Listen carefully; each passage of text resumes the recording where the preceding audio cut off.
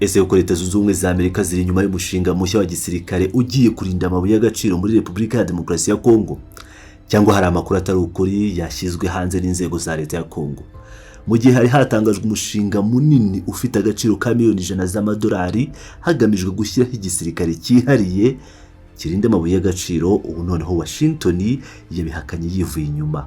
Ibi bivuze iki? Ninde uri kuvuga ukuri? Ese inyungu ziri inyuma y'uyu mushinga ni izihe? Reka twinjire muri aya makuru mu buryo burambuye.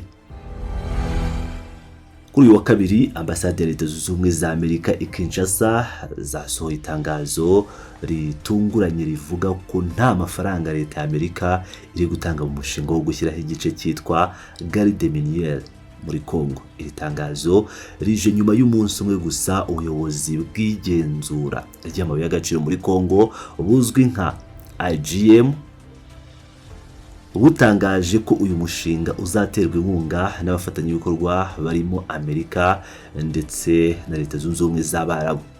Amerika yavuze mu buryo butaziguye iti Leta ya Amerika ntabwo iri gutera inkunga na nye igikorwa icyo ari cyo cyose kijyanye n'abashinzwe kurinda amabuye y'agaciro muri Kongo.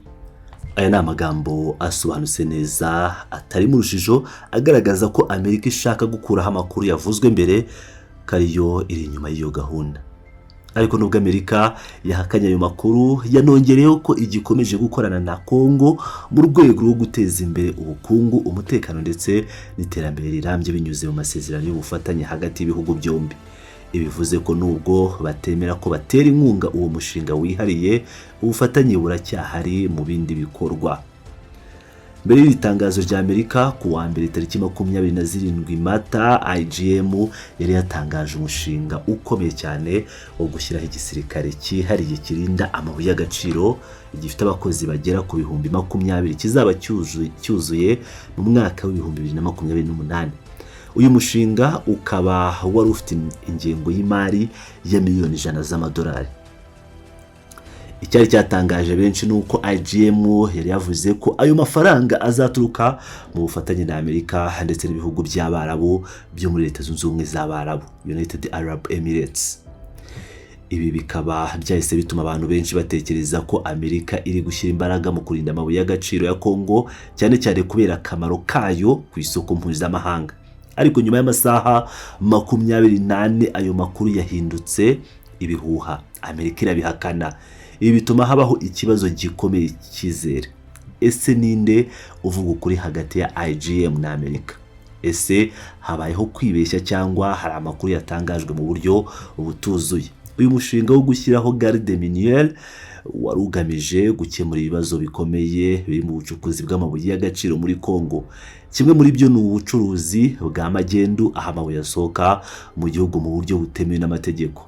Ikindi ni ikibazo cy'umutekano muke cyane mu burasirazuba bwa Kongo, aho imitwe yitwaje intwaro ikomeje guteza imvururu. Iyi mitwe akenshi ikagenzura ahantu hacukurwa amabuye y'agaciro, bigatuma igihugu kidahabwa inyungu zikwiye. Byongeye kandi uyu mushinga wari ugamije gusimbura ingabo za leta zari zisanzwe zirinda ayo mabuye, zigashyirwaho igice cyihariye gifite amahugurwa n'inshingano zihariye zijyanye n'ibikorwa by'ubucuruzi bw'amabuye y'agaciro. Kongo rero ni kimwe mu bihugu bifite umutungo kamere ukomeye cyane ku isi. Nicyo gihugu cya mbere ku isi mu gutanga cobalt ikoreshwa cyane mu gukora bateri z'imodoka, z'amashanyarazi ndetse n'ibikoresho by'ikoranabuhanga. Si cobalt gusa, Kongo ifite n'umuringa cyangwa copper, hakaba lithium, coltan ndetse na zahabu. Ibi byose ni ingenzi cyane mu bukungu bw'isi ya none, cyane cyane mu ikoranabuhanga n'ingufu zisimburana izisanzwe. Niyo mpamvu ibihugu bikomeye nka Amerika bishaka kugira uruhare mu micungire y'aya mabuye, cyane cyane mu rwego rwo guhangana n'Ubushinwa bufite ijambo rikomeye cyane muri uru rwego. Nyuma y'itangazo rya Amerika rihakana, havutse ibibazo byinshi. Abasesenguzi batangiye kwibaza niba koko habayeho kutumvikana hagati ya Leta ya Kongo n'abafatanyabikorwa bayo, cyangwa niba hari impamvu za politike zatumye Amerika ihitamo kwitandukanya n'uwo mushinga mu ruhame. hari n'abavuga ko bishobora kuba ari uburyo bwo kwirinda kunengwa cyane cyane mu gihe ikibazo cy'umutekano muri Burasirazuba bwa Kongo kigifite uburemere bukomeye kandi gifitanye isano n'ibihugu bitandukanye byo mu karere. Ku rundi ruhande bishobora no kuba byerekana ko Kongo iri gushaka kugaragaza ko ifite abafatanyabikorwa bakomeye, nubwo hari aho amakuru ashobora kuba yaratangajwe hatabayeho kumvikana neza. Umwe mu migambi nyamukuru y'umushinga ni ukuzamura icyizere cy'abashoramari. Iyo hari umutekano muke n'imicungire idahwitse, abashoramari batinya gushora amafaranga yabo. Gushyiraho igice cyihariye kirinda amabuye y'agaciro byari kuzafasha gutuma ibikorwa byo gucukura bikorwa mu mucyo, bigakurikiranwa neza ndetse n'inyungu zikagera ku gihugu mu buryo bunoze. Ariko iyo habayeho kutumvikana nk'uko hagati y'inzego za leta n'abafatanyabikorwa mpuzamahanga, bishobora guhungabanya icyo cyizere cyari kigamijwe. Tshisekedi rero n'abambari be bakaba bongeye guseba cyane mu buryo budasanzwe, aho nyuma y'itangazo basohoye bavuga ko bifatanyije na Amerika ndetse na Leta Zunze Ubumwe za Amerika by'umwihariko mu bijyanye na investment cyangwa igishoro cya miliyoni 100 muri uyu mushinga mugari. Bisa nkaho ari ibinyoma byambaye ubusa. Leta Zunze Ubumwe za Amerika zirabinyomoza zivuye inyuma, ndetse kikaba ari igisebo gikomeye cyane cya diplomasi, igisebo gikomeye cyane mu rwego mpuzamahanga ku gihugu icyo ari cyo cyose gishobora gutangaza amakuru nk'aya y'ibihuha, gutangaza ko ufitanye imikoranire n'igihugu gikomeye ku isi nka Leta Zunze Ubumwe za Amerika, ariko bikaza kugaragara ko wabeshyaga abantu, wabeshyaga amahanga.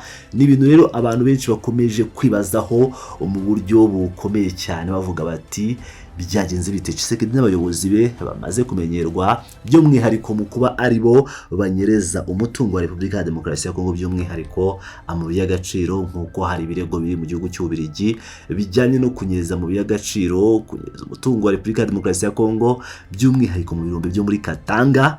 Ariko muri aka kanya bikaba bisa naho icyizere kuri leta ya Kinshasa kitangiye kuyoyoka ku rwego mpuzamahanga, ko n'amatangazo bazagenda basohora ashobora kuzajya n'ubundi atekerezwaho kabiri nyuma yo kwizerwa kubera ibinyuma nk'ibi ngibi. Mu gusoza rero twabonye ko hari amakuru abiri atandukanye. Ku ruhande rumwe Leta ya Kongo yatangaje umushinga munini wo kurinda amabuye y'agaciro ifatanyije n'ibihugu bikomeye, ku rundi ruhande Amerika irabihakana yivuye inyuma. Ibi byose bituma ikibazo gikomeza kuba ese ninde uri kuvuga ukuri? Yesu y'umushinga uzashyirwa mu bikorwa ute niba hari ibihugu yabyitezweho inkunga byanze kuwushyigikira? Ikigaragara ni uko umutungo kamere wa Kongo ukomeje kuba ku isonga mu nyungu z'ibihugu bikomeye, kandi uburyo ucungwa buzagira ingaruka zikomeye mu bukungu bw'iki gihugu ndetse n'isi muri rusange. Komeza ukurikira amakuru yacu kugira ngo tumenye uko iyi nkuru iza gukomeza kugenda